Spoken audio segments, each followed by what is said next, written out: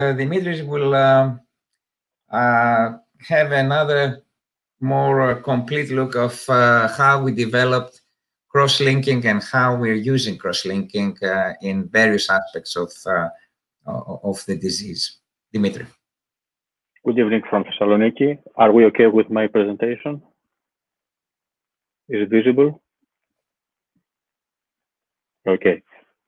I would like to thank all the international faculty that joined this live event organized by our clinic. Their talks were exceptional. They are rightfully considered as gurus on keratoconus. We have entered the era of webinars for good, and I will attempt to make an introduction of the principles of cross-linking in simple words. Back a few years ago, when I cracked my brand new car's windshield, although I was insured for that, I searched the internet and found a video that uses a glue on the crack, and then it uses some UV radiation to polymerize the glue and integrate with the glass fibers. And this is how you repair a crack the easy way. Now, imagine that the cornea is actually the windshield of the eye, and that has a weak spot that has keratoconus, and you want to repair it without changing the whole windshield. And I think that is exactly what cross-linking tries to do: put some glue on the weak spot on the cornea and stop the damage. So cross-linking is a technique that tries to strengthen the weak ectatic cornea, normalizes the shape of the cornea, and the ultimate goal is to stop the progression of the keratoconus, because as we know, keratoconus is a progressive disease, and this is what makes this difficult with it. Because definitely the biggest and loudest revolution in the treatment of keratoconus in the 21st century, and it was actually the first time that we felt that we as clinicians can do something to stop the progression. The idea of stiffening the tissue is not a new one. It goes back to 1964 or even further, but came into actual application for the eye in the late 90s from Theo Zeiler and Eberhard Sprull from Dresden. And here's where the journey, here's where the trip begins from Dresden. And the idea is to strengthen the weak collagen fibers of the keratoconic cornea. In other words, to put some glue in it and make it stronger. Cross-linking has three basic components: riboflavin, UVA radiation, and oxygen. And if you combine them in a magic way that you create what we call the cross-linking effect, and how do you achieve that? By radiating riboflavin with UVA radiation, it falls into a chemically unstable state of triplet molecule that creates free oxygen radicals that have a chemical interaction with the collagen of the cornea or the proteoglycan matrix of them, making it stiffer and stronger. The original technique is pretty much what we see in the video, where the superficial layer of the cornea, called the epithelium, is scraped off, and then we instill drops of riboflavin every 2 minutes for half an hour, and then we irradiate the cornea with UVA radiation for another half an hour. And as every surgical intervention, cross-linking has its own indication, as we can see here. But even this indication, as ophthalmology progresses, are debatable and under negotiation the whole time. Definitely, there are concerns for the safety of this procedure, and that's why it's a job under constant development. And we set very strict safety protocols for the benefit of the patient. But it has shown clear advantages. It reinforces the biomechanical properties of the cornea. It stops the progression of the keratoconus, and it can even offer better vision by reducing the higher aberrations and especially the coma. The tissue stability and corneal rigidity increases sometimes spectacularly, and we see the fine-tuning that it does in the topography. So the original classic Dresden protocol 30 minutes has evolved in the course of the time. Now we have shorter, accelerated protocols, more efficient, and quite recently customized protocols tailored for each patient individually. We now have accelerated techniques that don't require the removal of the epithelium, so we have better and faster healing of the cornea. Or we can combine cross-linking with other methods like the excimer or the intrastromal rigs to give a better quality of vision if and when possible. We still have unanswered questions regarding the cross-linking, and the question of the truth isn't over yet. And maybe the biggest of all is, what is actually the cross-linking effect and how long does it last? And what is this demarcation line that we see in an OCT post-operatively? Is this line indeed a sign of success? We still discover things and adapt and involve our methods and techniques, but it is surely a technique that has reserved spot in the algorithm of the global consensus in Keratoconus, as we see here in the algorithm. Cross-linking has definitely skipped the stage of being an experiment. It's been around in ophthalmology for over 20 years, and I think it's time for a refinement. It's time for some fine-tuning. And this refinement in nowadays is the customized cross-linking. What makes it different from the classic cross-linking is that it focuses on the strongest part of the energy on the weakest part of the cornea, the one with the bigger problem, sparing the rest of the tissue that doesn't need so much radiation. In other words, it's a customized approach where we adjust the intensity and the position of the treatment in the different parts of the cornea, treating the weaker parts with more energy and the healthier parts with less energy. With the help of the topography, we identify the parts of the cornea with the biggest problem, and we design 3 circles of energy, a small one with greater intensity and 2 larger circles with less intensity as we move away from the conus to the periphery. This is a more logical approach. There is no need to remove the epithelium, and the healing is faster. So we have the topography, we have the surgical plan, and we're trying to combine them in a smart and efficient way. This is a nice set of faucet images of what we want to achieve with this technique, different intensity and depth of treatment in the different parts of the cornea. Dimitris will elaborate later on more on this subject. This is a short video of how you design the treatment on the spot, on the fly. We designed the first circle focusing on the posterior elevation, where we believe is actually the main issue, the biggest problem. As we move on, we design larger circles as we move to the periphery.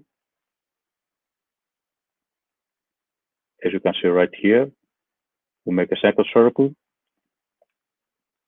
with less energy because the problem is less and we need less energy. And we can design any kind of shapes, circle, ellipsoid, even free design with the tip of the finger. So easy and so direct and so straightforward.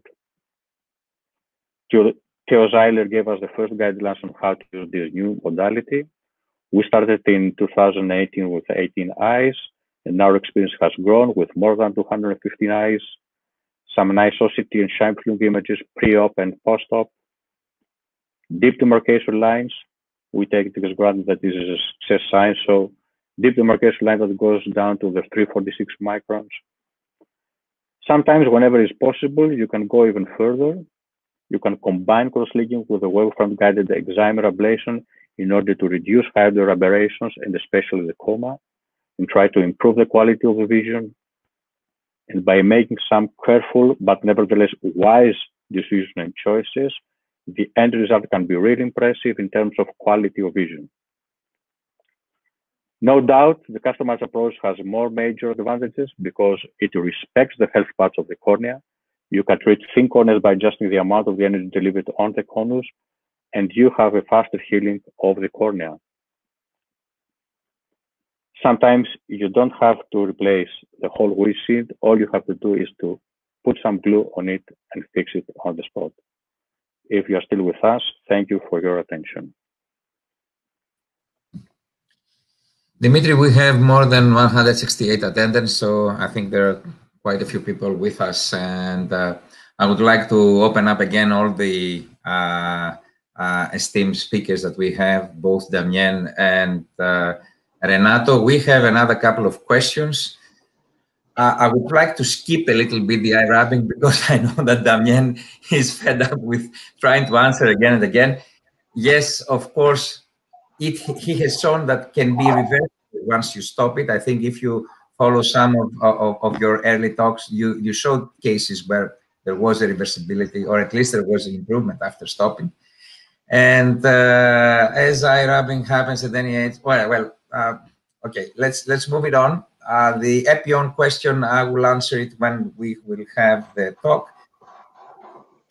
And if you don't rub your eyes, but you press them from the bottom in the white area, okay, I think nobody really rubs like that. if you have, I don't know, maybe in Brazil, do you rub your eyes that way or that way, Renato? You rub it that way. So, well, I think it's across the world. People rub their eyes based on how they have the eager to. People, when they rub with the knuckles, they are much worse. And I tell them the simple way to teach them to rub the eyes in such a less gentle way is when just they rub against the caruncle.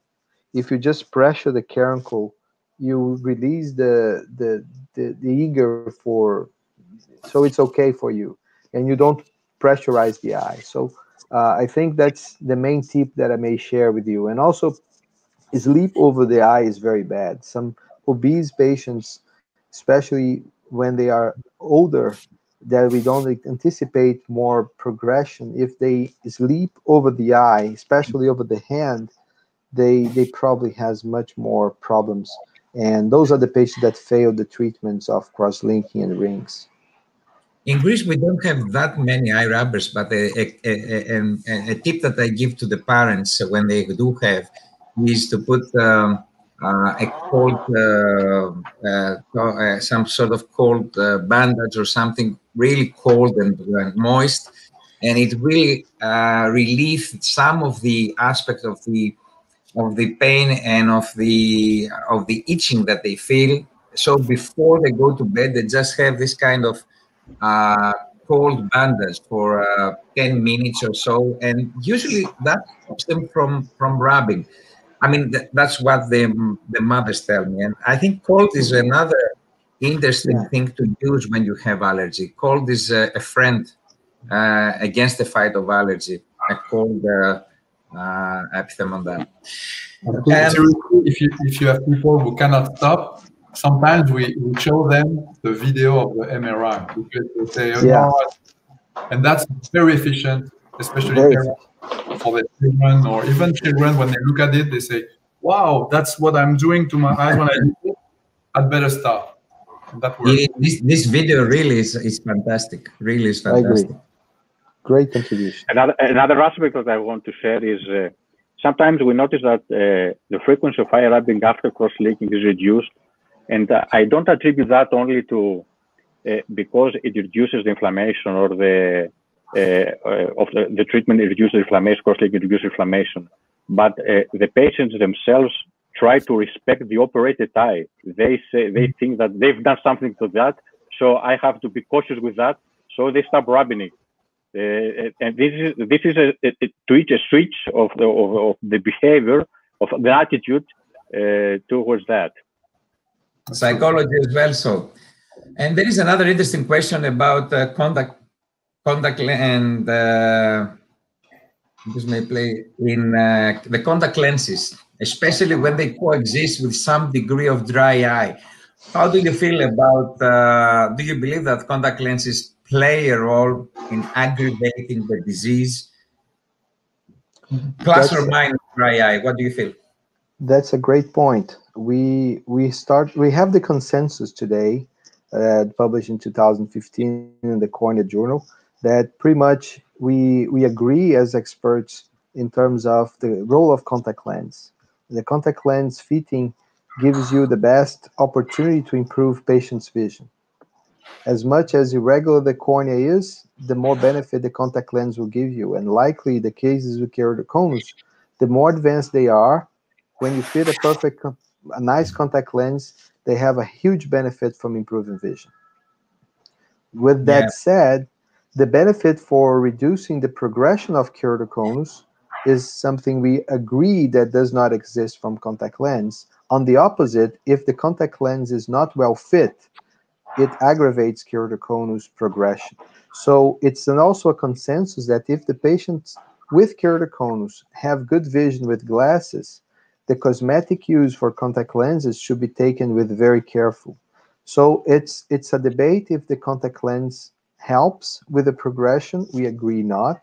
And if the patients with keratoconus, if they have good vision with glasses, if they can fit a nicely fit contact lens, I think it's very adequate. But you have to follow these patients no matter what.